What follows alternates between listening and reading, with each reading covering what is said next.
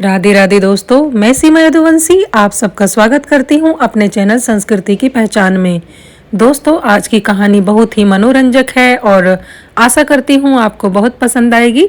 तो वीडियो में लास्ट तक बने रहें। वीडियो पसंद आती है तो एक लाइक कर दें, चैनल पर नए हैं तो चैनल को सब्सक्राइब कर लें और अपने राय कमेंट बॉक्स में जरूर लिखें। जंगल के बीचों बीच एक तंबू लगा हुआ था। राज्य के कुछ शाही लोग वहां आदिवासी कबीले के सरदार के साथ मौजूद थे। सुरक्षा बहुत कड़ी थी। आखिर जंगल की समस्या सुलझाने स्वयं महाराज आ रहे थे। राजा अतुल्य अपने घोड़े पर सवार होकर कुछ सिपाहियों के साथ उस जगह के लिए प्रस्थान करते हैं। कुछ दूर चलने के पश्चात अचानक उनका घोड़ा अपना नियंत्रण खो देता है और जंगल में इधर उधर भागने लगता है। वो सिपाहियों को पीछे छोड़ देते हैं। दौड़ते दौड़ते वो घोड़ा सीधा एक खाई के पास जाकर रुकता है। अतुल्य घोड़े से उतरकर मुआवना करते हैं तो पाते हैं घोड़े को नशीला पदार्थ का सेवन करवाया गया है। तभी उन्हें घोड़ों के टापू की आवाज आती है। वो सतर्क हो जाते हैं, मगर दूर से आते धुंधले मगर जाने पहचाने चेहरे को देखकर वो राहत की सांस लेते हैं। तभी वो व्यक्ति राजा के पास आकर खड़े हो जाते हैं। राजा कहते हैं, अच्छा हुआ तुम आ गए। पता है, ये जो भी हुआ ये कोई इत्तेफाक नहीं था, बल्कि एक सोची समझी साजिश थी। हमें मारने की साजिश। हमारे घोड़े को नशीला पदार्थ खिलाया गया है। राजा अपनी बात पूरी भी नहीं कर पाते, तभी उन्हें कुछ दर्द का एहसास होता है। नीचे देखने पर उन्हें एक तलवार दिखती है जो उनके आर पार हो चुकी थी। वो दर्द से करहाते हुए पीछे मुड़ते हैं। मैंने तुम पर खुद से ज्यादा विश्वास किया था, धोखेबाज, पीठ पीछे वार करते हो। वो अपनी तलवार निकाल कर उस पर वार करते हैं, मगर उससे पहले ही वो व्यक्ति उनकी छाती पर लात मारता है और वो खाई में जा गिरते हैं। मगर राजा द्वारा किए गए प्रहार से उस व्यक्ति की बाएं हाथ की सबसे छोटी उंगली वहीं कटकर गिर जाती है। वो बस दर्द से अपना हाथ झटकता रहता है। तभी उसे कुछ गिरने की आवाज आती है। तब वो पीछे मुड़ता है तो देखता है वहां एक चरवाहा खड़ा था जिसकी लाठी नीचे गिरी हुई थी, अर्थात उसने सब देख लिया था। उसे देखते ही उस व्यक्ति के मुख पर एक रहस्यमयी मुस्कान उभर आती है और वह व्यक्ति उस चरवाहे की भी हत्या कर देता है। उधर राजमहल का दृश्य। यह एक विशाल कक्ष था जिसमें बहुत सारी कुर्सियां सुंदर ढंग से लगी हुई थी जो कि सोने की बनी हुई थी, और बीच में एक बड़ी कुर्सी जो वास्तव में कुर्सी नहीं थी, वह एक सिंहासन था जो उस कीमती पत्थरों और रत्नों से सजा हुआ था, और उस सिंहासन पर सोने के गहनों से लदी हुई रानी महिमा बैठी हुई थी। महाराज के अचानक गायब हो जाने के कारण हम आदिवासियों द्वारा आयोजित सम्मेलन को तत्काल स्थगित करते हैं। हमारा यह आदेश है कि जब तक स्थिति सुधर नहीं जाती है यह बात बाहर नहीं जानी चाहिए, तथा महामंत्री श्री श्याम सिंह जी, आप जाकर उन आदिवासियों के समस्या का निवारण कीजिए। राजगद्दी पर बैठी रानी आदेश देती है। महामंत्री उनके समक्ष सिर झुकाते हैं और वहां से चले जाते हैं। तभी एक सिपाही आकर कहता है, महारानी की जय हो। कहिए क्या बात है? रानी के पूछने पर वह सिपाही कहता है, महारानी, जो हमारी टुकड़ी जंगल में महाराज के साथ गई थी वह टुकड़ी वापिस आ गई है, और उस टुकड़ी के सिपाहियों ने ही हमें बताया है कि महाराज का घोड़ा अनियंत्रित होकर एक खाड़ी के पास पहुंचा था और वहीं खाड़ी के पास महाराज घायल अवस्था में उन्हें मिले हैं और वो महाराज को राजमहल लेकर आ गए हैं। महारानी ने जब यह सुना तो वह उस कक्ष तक गई जहां महाराज घायल अवस्था में लेटे हुए थे। महाराज कब तक ठीक होंगे वैद्य जी? वहां मौजूद एक बूढ़े व्यक्ति से पूछती हैं। ईश्वर की कृपा से ज्यादा चोट नहीं आई है, वे जल्द ही स्वस्थ हो जाएंगे, वैद्य जी कहते हैं। तो क्या ये बिल्कुल ठीक हैं? रानी चिंता मुक्त स्वर में बोलती है। जवाब में वैद्य जी कहते हैं, हाँ बिल्कुल, बस थोड़े आराम की जरूरत है, कुछ दिन में ठीक हो जाएंगे। कुछ ही देर में अपना सामान समेटकर वैद्य जी वहां से निकल जाते हैं। तभी एक व्यक्ति से वैद्य जी कहते हैं कि आपने जैसा कहा था मैंने वैसा ही कहा है, कृपया आप मेरे परिवार को सही सलामत छोड़ दें। वो व्यक्ति वैद्य जी के कंधे पर हाथ रखकर सिर्फ मुस्कुराता है और वहां से चला जाता है। इधर महाराज को होश आता है। महारानी महिमा रानी को देखते ही वो कहते हैं, जिस पर वो कहती हैं, आप कैसा महसूस कर रहे हैं महाराज? बेहतर, बस थोड़ी थकावट महसूस हो रही है, जरा नजदीक तो आइए। पता नहीं क्यों हमें अच्छा नहीं लग रहा है। उनके ऐसा कहने पर जब वो महारानी उनके करीब आती है तो वो उनके गाल को स्पर्श करते हैं, जिससे महारानी अचानक ही उनसे दूर चली जाती है। आप हमारे महाराज नहीं हो सकते, रानी महिमा कहती हैं। आप ऐसा क्यों कह रही हैं महारानी? राजा के ऐसा कहने पर वो कहती है, महाराज कभी हमें ऐसे नहीं बुलाते थे और हम उनका स्पर्श पहचानते हैं। आप कोई बहरूपिया हैं? अच्छा, तो आपको पता चल ही गया है कि हम महाराज नहीं हैं। सही कहते हैं, एक पत्नी अपने पति को तुरंत पहचान लेती है। एक भयानक हंसी के साथ वो राजा रानी से कहता है। रानी को यह सुनकर बहुत क्रोध आया और उसने कहा, मैं अभी सिपाहियों को बुलाती हूँ। तो राजा बोलता है, अच्छा जरा बुलाइए। तो उनके ऐसा कहने से ही वो चिल्लाने लगी।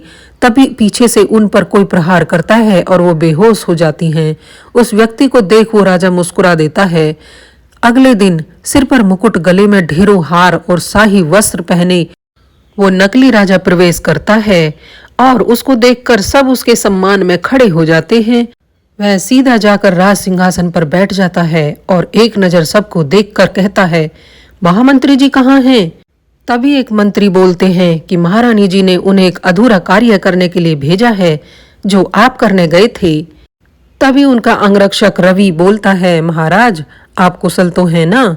वो हाँ में सिर हिला देता है। जिसके बाद एक दूसरा मंत्री कहता है, महाराज आप पर हुए हमले में पड़ोसी देश के राजा सुयश का ही हाथ हो सकता है। बिना प्रमाण हम किसी पर आरोप नहीं लगा सकते, गंभीर होते हुए बोले। पर महाराज जब आप उपस्थित नहीं थे तब यह खबर स्वयं शाही जासूस ने ही हमें दी थी। वो अभी राजमहल में ही है, प्रस्थान करने वाले हैं। मंत्री के ऐसा कहने पर राजा गहरी सोच में डूब कहते हैं, अब हमें भी लगता है कि हमारे राज्य पर संकट है, इसलिए हम महारानी को उनके मायके भेज रहे हैं। क्योंकि महामंत्री जी भी यहाँ पर नहीं है, इसलिए हम सेनापति धर्मसेन को ही सेना तैयार करने का आदेश देते हैं। ऐसा कहकर राजा दरबार से चले जाते हैं। दिन बीतते जा रहे थे लेकिन पड़ोसी देश से कोई भी हरकत नजर नहीं आ रही थी। सब सोच में पड़ रहे थे, आखिर क्या हो रहा है? वो हमला क्यों नहीं कर रहा है? वो तो हमला करने वाला था। सभी को पता था कि राज्य पर खतरा है, मगर वो दिख नहीं रहा था और यही उनकी परेशानी का कारण भी बनता जा रहा था। स्थिति गंभीर और उससे निकलने का हल किसी के पास। इधर महारानी को मायके भेजा गया या कहाँ भेजा गया यह भी कोई नहीं जानता था। इस स्थिति में लोगों के मन में एक आखिरी उम्मीद थी, आयुधी। ये आयुधी कौन है? इसका रहस्य हम आगे आपको कहानी में बताएंगे, तो कृपया आप कहानी में लास्ट तक हमारे साथ बने रहें। आयुधी ये बस एक नाम मात्र है। किसका है किसी को नहीं पता। आयुधी बस एक निडर और जाबाज योद्धा था जो हर किसी की मदद करता था। बस लोग इतना ही जानते हैं उसके बारे में। एक व्यक्ति दरबार में प्रवेश करता है। महाराज की जय हो, शाही जासूस की पुत्री आपसे मिलना चाहती है, उसे अंदर बुलाओ, महाराज ने कहा। महाराज के ऐसा कहने पर हल्के गोरे रंग की काली आंखें, गुलाबी वस्त्र पहने एक लड़की दरबार में प्रवेश करती है। वो बेहद ही खूबसूरत थी। उसके आते ही हर कोई उसे देखे जा रहा था। एक पल को तो राजा भी उससे निगाहें हटा नहीं पाया। वो उसे निहारते हुए पूछता है, तुम्हें क्या काम है? महाराज मैं आपके शाही जासूस की पुत्री पवित्रा हूँ, वो सिर झुकाकर कहती है। तभी सभा में मौजूद एक सुंदर नौजवान अर्जुन, जो कि असल में राजा अतुल्य का सौतेला भाई था, उसकी बात काट कर कहता है, हमारे जासूस हरि जी की तो कोई पुत्री ही नहीं थी। तुम कौन हो जो जासूस की पुत्री बुला रही हो अपने आप को? पवित्रा उसे घूर कर देखती है और फिर मुंह बनाकर कहती है, क्यों? आपको अपनी छठी में बुलाया होता तभी यकीन करते क्या? फिर आसपास देखकर वो तुरंत कहती है, क्षमा करे महाराज। फिर अर्जुन को देख जबरदस्ती कहती है, क्षमा करे युवराज, हमारे कहने का मतलब था हम जिस कारण यहाँ आए हैं कृपया उसे महत्व दिया जाए। वैसे भी सिर्फ महाराज को पता है कि हम कौन हैं, है ना महाराज? हाँ हाँ हाँ हमें पता है, महाराज जबरदस्ती मुस्कुरा कर कहते हैं। खैर चलो, हमने यकीन कर लिया। अब यह बताओ कि तुम यहाँ किस प्रयोजन से आई हो? अर्जुन के ऐसा पूछने पर वो कहती है, कल रात हमें हमारे पिताजी का सब बरामद हुआ। वो गंभीर होकर कहती है। सभी अफसोस जताते हैं। तभी वो दोबारा कहती है, किसी ने उनका कत्ल किया है। किसने और क्यों ये मुझे पता नहीं, मगर ये जरूर पता है कि वो आपको कुछ जरूरी संदेश देना चाहते थे और वो संदेश अब मेरे पास है, पर मैं वो सबके समक्ष नहीं बता सकती। क्या? महाराज अचानक से चौंक जाते हैं और कुछ सोचकर कहते हैं, ठीक है, फिर हमारा यह आदेश है कि इन्हें कुशलतापूर्वक मेहमान कक्ष में ले जाया जाए। हम कुछ समय पश्चात इनसे भेंट करेंगे। पवित्रा किसी कक्ष में बैठी थी, तभी महाराज अपने अंगरक्षक रवि और भाई अर्जुन के साथ प्रवेश करते हैं। अर्जुन उनके सौतेले भाई थे, महाराज अतुल्य के, पर वो उन्हें युवराज घोषित कर चुके थे। क्योंकि उनकी अपनी को संतान नहीं थी, सो अर्जुन को अपने पुत्र की तरह प्यार करते थे। पवित्रा थोड़ी संकोच में पड़ जाती है। चिंता मत करो, ये विश्वास के पात्र हैं, इनके सामने तुम बता सकती हो। महाराज के ऐसा कहने पर वो एक नजर सबको देखती है और फिर गहरी सांस लेकर अपने सामान में से एक नक्शा निकालती है। ये है हमारा राज्य और ये पड़ोसी के राज्य। पवित्रा का ऐसा कहने पर अर्जुन चिढ़कर कहता है, ये तो हमें भी पता है, जो नहीं पता वो बताओ। पवित्रा भी चिढ़कर कहती है, तो बोलने तो दो, और अपनी बात जारी रखती है। राजा सुयस ने बाकी राज्यों से संधि किया है, जिसके अनुसार वो अपने सिपाही प्रदान कर रहे हैं। उत्तर, दक्षिण और पश्चिम इन 3 दिशाओं से हमारा राज्य उनके सिपाहियों से घिरा हुआ है। पूरब उन्होंने क्यों छोड़ दिया, बताओ बताओ। अर्जुन द्वारा फिर टोके जाने पर वो उसे घूर कर कहती है, क्योंकि पूर्व में महारानी महिमा का राज्य है, यानी उनके पिताश्री का। उस तरफ जो जाएगा वो उसकी बेवकूफ़ी ही होगी। उससे बड़ा मूर्ख कोई नहीं होगा जो स्वयं अपनी मृत्यु को आमंत्रण देगा। इसके अलावा एक और खबर मिली है कि वो अपने सिपाही हमारे सिपाहियों में शामिल कर रहे हैं। धीरे धीरे वो हमारे राज्य पे नियंत्रण कर रहे हैं। हम किसी पर भी भरोसा नहीं कर सकते। उनके सैनिक कब हमला कर दें इसका कुछ पता नहीं है। आपकी जान को खतरा है। वो कुछ बड़ा षड्यंत्र रच रहे हैं। बहुत बड़ा षड्यंत्र? पवित्रा के ऐसा कहने पर महाराज कहते हैं, क्या तुम्हें उनकी अगली चाल या कुछ और पता है? नहीं, पर मैं पता करने की कोशिश करूंगी। पवित्रा के ऐसा कहने पर महाराज रवि को देखकर मुस्कुरा देते हैं। ठीक है, तुम कुछ दिन हमारे महल में रहो और पता लगाओ आखिर हमारे महल में चल क्या रहा है। ऐसा कह वो रवि के साथ निकल जाते हैं। सिर्फ पता लगाना? अर्जुन उसको जोर देकर कहता है तो पवित्रा मुंह बना लेती है। देर रात एक साया गुप्त रूप से महल में घूम रहा था। वो छुपते छुपाते बिना किसी सैनिक की नजर में आए आगे बढ़ता है। वो कारागार की ओर जा रहा था। वो कोई कीमती चीज जैसे ढूंढ रहा हो, ऐसा लग रहा था। मानो वो कोई कीमती चीज उसे मिल नहीं रही है। वो वापस जाने के लिए मुड़ता है, तभी उसका पैर एक कालीन पर पड़ता है और उसे कुछ महसूस होता है। कुछ देर वो वहीं खड़ा रहता है, फिर अचानक से नीचे झुककर वो कालीन हटा देता है। कालीन के हटते ही वहां पर एक गुप्त दरवाजा दिखता है। उसको खोलते ही नीचे एक सुरंग दिखाई देती है। वहां बनी सीढ़ियों की मदद से वो नीचे उतर जाता है। सुरंग की दीवार पर रखी एक मसाल वो उठा आगे बढ़ने लगता है। तभी उसे जंजीर में बंधी एक आकृति दिखाई देती है। वो मसाल उसके सामने करता है, जिससे उसका घायल शरीर दिखता है। उसकी इस अवस्था को देखकर उस व्यक्ति की आंखों में आंसू आ जाते हैं, जिसे वह झट से पहुंच लेता है। वो उस मसाल को उसके चेहरे के पास ले जाता है, जो हल्की रोशनी के कारण स्पष्ट नहीं था। चेहरे पर मसाल पड़ते ही उसकी आंखें खुलती हैं। वो कोई और नहीं, रानी महिमा थी, घायल और कमजोर, बेसुध हालत में। सामने उस शख्स को देखकर महारानी महिमा के मुंह से अचानक निकलता है, आयुधि? यह साया और कोई नहीं, यही वीर योद्धा आयुधि था। वो शख्स महारानी महिमा को वहां से निकालकर एक सुरक्षित स्थान की ओर लेकर जाता है। सुबह का वक्त था। राजा अपने भाई और अंगरक्षक के साथ भोजन करने बैठे थे। पवित्रा अभी तक नजर नहीं आई। राजा के ऐसा कहने पर अर्जुन हंसकर कह देता है, अभी तक उठी नहीं होगी। मगर उनकी घूरती आंखों को देखकर वो चुप हो जाता है। महाराज, वो इस वक्त बगीचे में है। कुछ देर बाद वहीं खड़ा एक सिपाही कहता है, अजीब बात है, जब हमने उससे कहा कि आप हमारी मेहमान हैं तो इसका मतलब मेहमान ही था ना। वो बिना नाश्ता किए कैसे चली गई?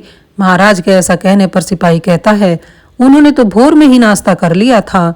बताओ, हम उनके अतिथि सत्कार के लिए यहाँ चिंतित हो रहे हैं और वो स्वयं अपने कार्य कर रही है। महाराज के ऐसा कहते ही अर्जुन बोलता है, देखा, बेइज्जती करके चली गई। युवराज, वो मामूली घराने से है, उसे राजमहल के बारे में नहीं पता। रवि के ऐसा कहने से महाराज उसको एक बार गौर से देखते हैं और कहते हैं, ठीक है, एक काम करते हैं अर्जुन, आप पवित्रा के साथ रहिए, उनकी मदद कीजिए तथा मेहमान नवाजी भी कीजिए। आखिर हमारी शान का सवाल है और हम तुम्हारी ना नहीं सुनना चाहते। अर्जुन के बुरे से मुंह को देखकर वे तुरंत ऐसा कह देते हैं, जिससे विवश होकर उनकी बात अर्जुन को माननी पड़ती है। भोजन के पश्चात जब अर्जुन वहां से चला जाता है, तब रवि अपना बायां हाथ, जिसमें छोटी उंगली नहीं थी, हवा में घुमाते हुए कहता है, अर्जुन को आपने उस लड़की के पीछे क्यों भेजा? इसके जवाब में राजा कहता है, शायद तुम्हें एक तीर से दो शिकार करना नहीं आता है। वो लड़की आज नाश्ता ना करके बच गई, मगर अब नहीं बचेगी। उसके साथ यह अर्जुन भी जाएगा। दोनों एक दूसरे को देखकर रहस्यमयी मुस्कान देते हैं, जिससे पता चलता है कि रानी को कैद करने में रवि ने ही मदद की थी। इधर पवित्रा धीरे धीरे बगीचे से जंगल की ओर बढ़ रही थी। उसे महसूस हुआ जैसे कोई उसका पीछा कर रहा है। वह जल्दी जल्दी कदम बढ़ाकर आगे जाकर जंगल में गायब हो जाती है। कहाँ गई? अभी तो यही थी। अर्जुन के ऐसा कहते ही वो अर्जुन को पीछे से कसकर पकड़ लेती है, जिससे अर्जुन चौंक जाता है। तुम मेरा पीछा क्यों कर रहे थे? उसके ऐसा कहने पर वो चौंक कर कहता है, पवित्रा, ये तुम हो? मैंने पूछा, तुम मेरा पीछा क्यों कर रहे थे? उसके दोबारा पूछने पर अर्जुन कहता है, हाँ तो मुझे भी कोई शौक नहीं है, वो तो महाराज का आदेश था। मेरा पीछा करना? वो चौंक कर कहती है, जिस पर वो कहता है, नहीं, तुम्हारी मदद करना। वो क्रोध में कहती है, तो वो तुम मेरा पीछा करके कर रहे थे? अरे नहीं, मैं तो तुमसे मिलने ही आ रहा था, मगर तुमने मुझे इतने प्यार से पकड़ लिया कि मैं आगे क्या कहूँ। अर्जुन ने मुस्कुराते हुए कहने से उसने उसे तुरंत छोड़ दिया। तुम्हारी गलती नहीं है, मैं हूं ही इतना खूबसूरत। उसके ऐसा कहने से चिढ़ते हुए कंधे को धक्का देकर वह आगे बढ़ जाती है। तभी अचानक एक नकाबपोश पीछे से अर्जुन पर हमला करता है। वो अर्जुन को जोरदार लात मारता है, जिससे अर्जुन आगे गिर जाता है। उसकी आवाज से पवित्रा वहीं रुक गई। वो नकाबपोश अर्जुन की पीठ पर अपना पैर रख देता है और तलवार निकालकर उसे मारने ही वाला होता है। तभी पवित्रा अपने वस्त्रों में छिपी तलवार निकालकर फटाक से झुकती है और उसकी तलवार पर वार कर उसे गिरा देती है और उसके सिर को धड़ से अलग कर देती है। उसका यह रूप देखकर दूसरा नकाबपोश और अर्जुन हैरान हो जाते हैं। पीठ पीछे वार करता है, कायर, हिम्मत है तो सामने से लड़। पवित्रा के ललकारने से एक और नकाबपोश उसकी तरफ तलवार चलाता है, जिसे वो अपनी तलवार से रोक देती है और एक लात उसकी छाती में मार उसे गिराकर तलवार उसके सीने में घोंप देती है। उसके मुख पर खून की बूंद गिर गई थी, मगर वो डरने के बजाय क्रोध से सबको देखती है। 3 नकाबपोश एक साथ उस पर हमला करते हैं, जिन्हें वो एक साथ संभाल लेती है। तीनों उस पर एक साथ तलवार चलाते हैं, जिसे वो नीचे बैठ जाती है और तलवार आपस में टकरा जाती हैं। वो गोल घूमकर चारों तरफ तलवार घुमाती है, जिससे वो सभी नकाबपोश उसकी वीरता देखकर हैरान हो जाते हैं। पवित्रा उनके बीच से निकलकर 2 नकाबपोशों की गर्दन पकड़कर मोड़ देती है और दोनों वहीं गिर जाते हैं। तीसरा उसी समय उसके पीछे खड़ा हो जाता है और अचानक उसके पीछे से वार करता है। तभी अर्जुन अपने ऊपर पैर रखे नकाबपोश को घुमाकर उस पर मार देता है और नीचे पड़ी तलवार उठाकर उसे वहीं खत्म कर देता है और पवित्रा को बचा लेता है। सारे नकाबपोश मारे जा चुके थे। उस पहले वाले नकाबपोश को छोड़कर वो अब डर चुका था और भागने लगा। तभी पवित्रा दौड़कर पीछे से उसे लात मारती है, जिससे वो गिर जाता है। फिर उसे लात से घुमाकर उसकी छाती पर पैर रखकर कहती है, बता, किसने भेजा है तुझे? राजा सुयश, वो कांपते स्वर में कहता है, जिस पर पवित्रा कहती है, और कौन मिला हुआ है उसके साथ? मुझे नहीं पता। तुझे नहीं पता तो किसे पता है? सेनापति रविंद्रनाथ। उसके कहते ही वो उसके गले में प्रहार करती है और वह वहीं दम तोड़ देता है। अर्जुन वहीं खड़ा बस उसे देख ही रहा था। उसके कुछ भी समझ में नहीं आ रहा था। बस उसके मुंह से अपने आप आश्चर्यचकित भाव में निकला, पवित्रा, पवित्रा नहीं, आयुधी। वो क्रोध में कहती है और इतना कहकर पवित्रा आगे बढ़ जाती है। अर्जुन उसके पीछे पीछे बड़बड़ाता हुआ चल रहा था। आयुधी, वो तुम ही हो? तुम ही हो वो आयुधी? उसके ऐसे चिल्लाने से वो एक बार उसको घूरती है, फिर वापस चलने लगती है। वो महान योद्धा जिसने बड़े बड़े युद्ध जीते हैं, वो एक लड़की है? यकीन नहीं होता। और तो और मेरे सामने है। क्या यह कोई सपना है या फिर तुम झूठ बोल रही हो? अर्जुन के ऐसे बर्ताव से तंग आकर वो वहीं रुक गई, जिससे अर्जुन पीछे से उससे टकराकर अपना सर पकड़कर खड़ा हो गया। वो मुड़कर कहती है, बस हो गया तुम्हारा? हाँ, वो मुस्कुराकर कहता है और चिल्लाता है, मतलब वो तुम ही हो? अब वो उससे पूरी तरह चिढ़ गई थी। 7 साल पहले पूर्वी जंगल कुछ याद आया? अर्जुन के सवाल पर वो उसको घूर कर चिल्लाती है, नहीं, जिससे वो उदास हो जाता है और वहीं एक चट्टान पर बैठ गया और आयुधि आगे बढ़ गई। कुछ समय बाद वो हाथ में नारियल के कटोरे नुमा छिलके में पानी लेकर आई और उसकी तरफ बढ़ा दिया। उसको देखकर अर्जुन की आंखें नम हो गई। बच्चों की तरह क्यों रो रहे हो? ये लो पानी पियो, वो उसके कंधे पर मारकर उससे प्यार से कहती है, जिससे अर्जुन के चेहरे पर मुस्कुराहट आ जाती है। अर्जुन उससे कहता है, पता है आयुधि, मुझे तुम्हारी तरह तलवार चलानी नहीं आती। इस पर आयुधि कहती है, अच्छा, जो अभी तुमने मेरी जान बचाई थी उस नकाबपोश को मारकर? तो अर्जुन ने कहा, वो तो ऐसी बचाव में कर दिया था, पर मुझे तुम्हारी तरह तलवार चलाना सीखना है। यह बात सुनकर आयुधि के चेहरे पर मुस्कुराहट आ जाती है। तुमने पहले भी मुझसे यही कहा था। इस पर अर्जुन कहता है, तुम अब भी वैसी की वैसी हो, बिल्कुल नहीं बदली। उसके इस बात पर आयुधि कुछ सोच में पड़ जाती है। क्या मतलब? अभी तुम्हारी उम्र कितनी होगी? अर्जुन ने तो बिना भाव के पूछा था, मगर आयुधि बिना कुछ बोले ही जाने लगती है।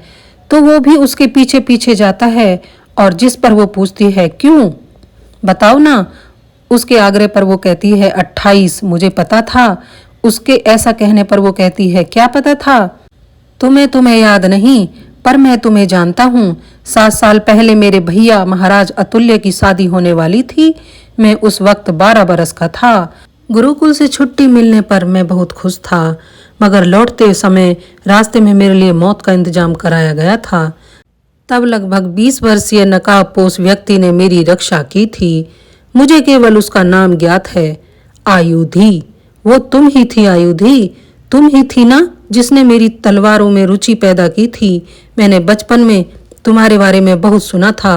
मैं तुम्हारे जैसा बनना चाहता था। तुम दोबारा मुझे इन हमलावर के कारण ही मिली हो, तो मुझे भी अपने जैसा बना दो ना। अर्जुन ऐसा बोलते हुए वहीं खड़ा होकर रोने लग जाता है। तुम्हें पता है, तुम अभी भी बड़े नहीं हुए हो। मुझे तुम्हें अपना नाम नहीं बताना चाहिए था। ऐसा कहकर वह फिर चलने लगती है। अर्जुन अपने आंसुओं को पोंछता है और आयुधि के पीछे पीछे चलकर कहता है, अरे अरे नहीं नहीं, मैं बहुत बड़ा हूँ। मैं तो 2 आदमियों के बराबर खाना अकेला खा सकता हूँ और मैं तुम्हारी मदद करना चाहता हूँ। और अगर मैं तुम्हारी मदद ना लूँ तो फिर भी मैं तुम्हारा पीछा करता रहूंगा। अर्जुन ने कहा, हम कहाँ जा रहे हैं? अर्जुन के पूछने पर आयुधि जवाब देती है, जंगल। इस पर अर्जुन कटाक्ष करता है और कहता है, वो तो दिख रहा है। आयुधि मुंह बनाकर कहती है, तो पूछ क्यों रहे हो? जिस पर वो जवाब देता है, तो क्या नहीं पूछूं? इस तरह वो आगे बढ़ रहे थे कि अर्जुन कहता है, मुझे तुम्हारे बारे में कुछ नहीं पता, मगर भैया को पता है। ऐसा क्यों? आयुधि एक पल अर्जुन को देखकर कहती है, मैं रानी महिमा की छोटी बहन हूँ और हमारा राज्य संकट में था क्योंकि पिताजी का कोई भी बेटा नहीं था। इस वजह से उन्होंने मुझे बेटे की तरह पाला। बहुत भरोसेमंद लोग ही इस बात को जानते हैं। मेरा राज्य अभिषेक होने वाला था। इस बात को गुप्त रखने के लिए कहा गया था। मतलब मुझ पर भरोसा करती हो? वो मुस्कुराकर कहता है, जिस पर वो कहती है, ऐसी कोई बात नहीं है। फिर तुमने महाराज के सामने अपने आप को शाही जासूस की बेटी क्यों कहा? और महाराज ने आपकी बात क्यों मानी, जबकि वो तो आपको अच्छे से जानते हैं? इसके इस प्रश्न पर आयुधि कहती है, वो असली महाराज नहीं हैं। अर्जुन चौंक कर पूछता है, क्या मतलब? इधर राजमहल में क्या हुआ? उनकी कोई खोज खबर मिली? महाराज के ऐसा पूछने पर रवि कहता है, नहीं, हमारे सारे योद्धा मारे गए और वो लोग कहीं गायब हो गए हैं।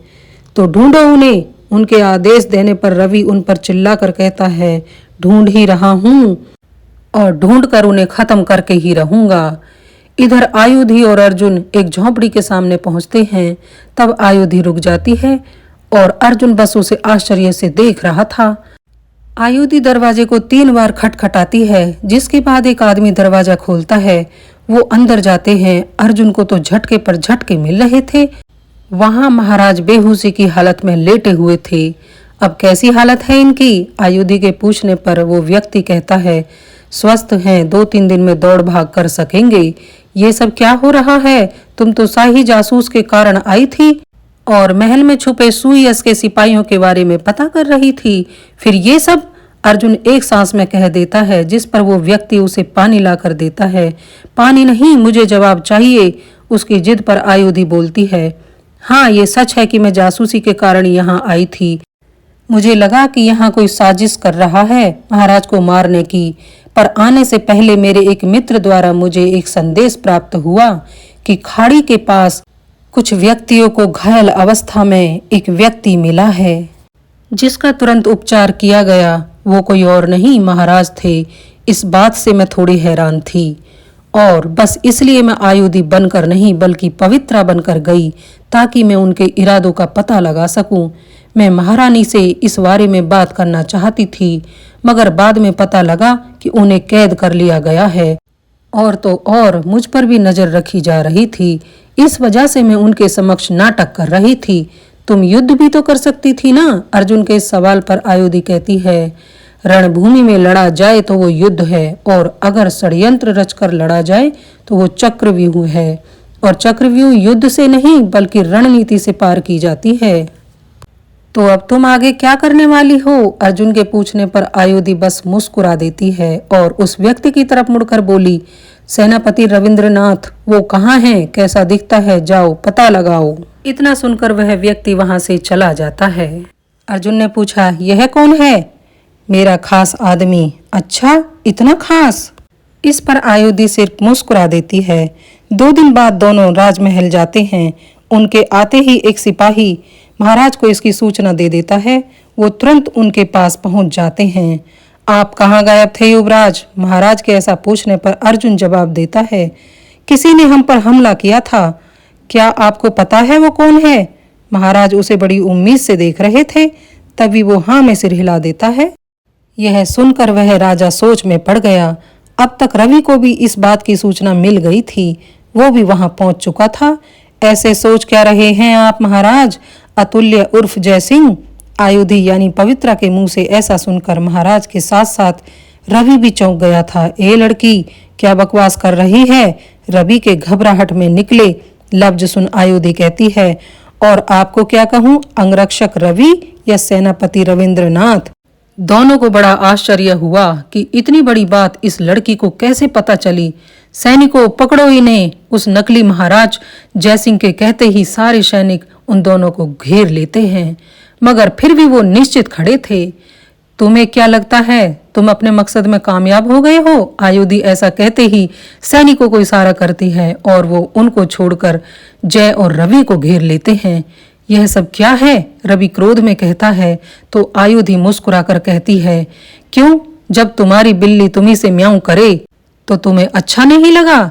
वो कुछ बोल पाते तभी रानी महिमा राजा अतुल्य के साथ वहां आती है और कहती है, तुम्हें षड्यंत्र तो बढ़िया रचा, पर तुमने हमें कमजोर समझने की गलती कर दी। तुम सब कैसे बच गए और मेरे सिपाही मेरे खिलाफ क्यों हैं? बौखलाते हुए रवि ने अपना सिर पकड़ लिया। आयुधि कहती है, क्योंकि अब ये हमारे सिपाही हैं। तुमने धन देकर संधि की और हमने जीवन देकर। पड़ोसी राज्य ने तो हमें सहमति भी दे दी है कि वो अब हमारे साथ हैं। अभी भी समय है, सुधर जाओ। नहीं चाहिए तुम्हारी ये भीख। राजा सुयस हमें बचा लेंगे, रवि अकड़ कर कहता है, जिस पर अर्जुन हंसते हुए कहता है, कौन? जो खुद हमारी गिरफ्त में है। उसके इस कथन पर दोनों सहम जाते हैं। आयुधि कहती है, जैसे तुम्हारे राजा के गुण थे न, उसके साथ तो ऐसा ही होना चाहिए था। तुम लोग हमारे राज्य पर कब्जा करना चाहते थे न, पर बदकिस्मती से अब तुम्हारा राज्य भी हमारे कब्जे में है और इससे किसी को कोई आपत्ति भी नहीं है।